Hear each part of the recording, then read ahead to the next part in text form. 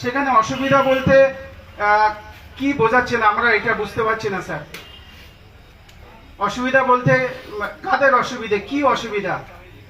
আইন তো ভারতবর্ষের সংবিধানে বহু আইন আছে। রাস্তায় থুতু ফেললে জরিমানা হবে আমাদের সরকার ঘোষণা করেছে। আরো বিভিন্ন আইন তো বহু আছে। রাস্তার ধারে ইট বালি পাথর যেখানে মানুষ চলাচল করতে পারছে না, এরা এই ধরনের আইন তো বহু আছে। তো স্যার আমাদের ধর্মীয় যে অধিকার সেটুকু আমরা যাতে পালন করতে পারি,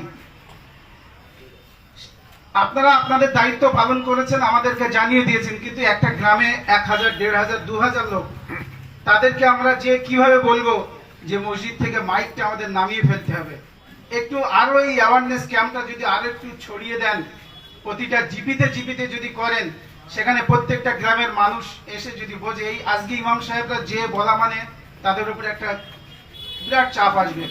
আর আমরা সবাই জানি এখন সোশ্যাল মিডিয়ার যুগ, বিভিন্ন আইনজীবীরা, বিভিন্ন ধর্মীয় নেতারা তারা বলছে যে আপনারা কাগজ না পেয়ে ওদেরকে বলুন খুলে দিতে।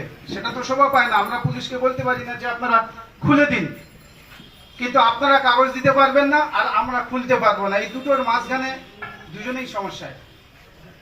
এখন এই বিষয়টা একটু গুরুত্ব দিয়ে ভাববার জন্য আমি অনুরোধ করছি, কারণ গ্রাম্য ইমাম সাহেব একে তাদের টাকা বন্ধ, সরকারি যে টাকা সেই টাকা বন্ধ, গ্রাম থেকে টাকা পায় না, কষ্ট করে তারা মসজিদগুলো ধরে রেখেছে, ইমামতি গুলো ধরে রেখেছে। তারপরেও যদি এই রকম একটা বার্তা তারা গ্রামে যে বলে, তাদের উপরে আরো চাপ হবে।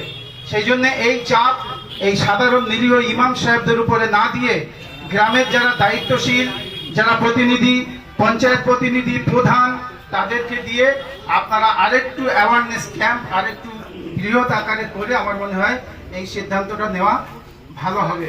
এটুকু বলে আমি আমার বক্তব্য শেষ করছি।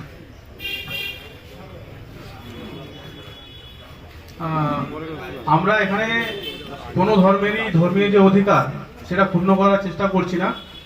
আমাদের কাছে যে ধরনের নির্দেশ এসছে আমরা কনভে করছি, আপনাদের ইনফরমেশনটা দিলাম। এর পরবর্তীতে যদি সেটা লঙ্ঘন হয়, সেটা আইনগতভাবে যেটুকু করা যাবে আমরা সেভাবে করব। আর আরেকটা জিনিস যেটা বললেন যে রাস্তাঘাটের ব্যাপারে যেটা বললেন যে বালি পাথর এসব পড়ে আছে, সেরকম যদি থাকে তার বিরুদ্ধেও আমরা অ্যাকশন নেব। এবার আমি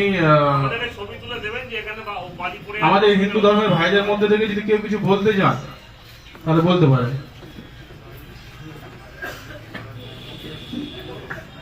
চিত্তবাবু আপনি বলুন।